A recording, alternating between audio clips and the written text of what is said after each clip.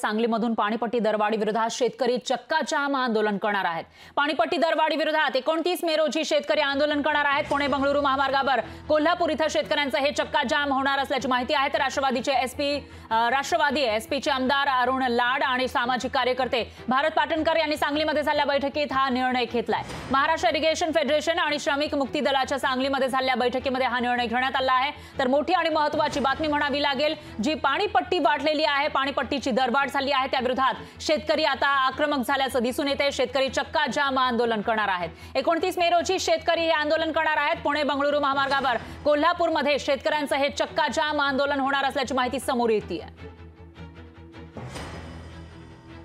आज पाणीपट्टी यांनी बसवायचं काही काम नाही। धरणं झाली, त्यांचं काय असते ते करतात, तो संपलेला आहे, भागलेला आहे। आणि अशा अवस्थेत सुद्धा पाणीपट्टी आमची जे का वाढवायची, आता आहे ती पाणीपट्टी सुद्धा जादा आहे, लोकल फंड जादा आहे आणि पाणीपट्टी तुम्ही धसपटीने वाढवत आहे, जे पाणीपट्टी सुद्धा आम्ही देऊ शकत नाही। अशी अवस्था आमची आणली जाते आणि हे आम्हाला नको आहे। आमचं हक्काचं आहे, ते आम्हाला मिळू द्या। आमच्या अडचणी वाढवायचं चालले हे आम्हाला नको आहे आणि हे संपलं पाहिजे। पाणी आमचं आम्हाला मिळालं पाहिजे। पाणीपट्टी वाढीव पाणीपट्टी किंवा मीटर पद्धतीने पाणीपट्टी आम्हाला नको आहे।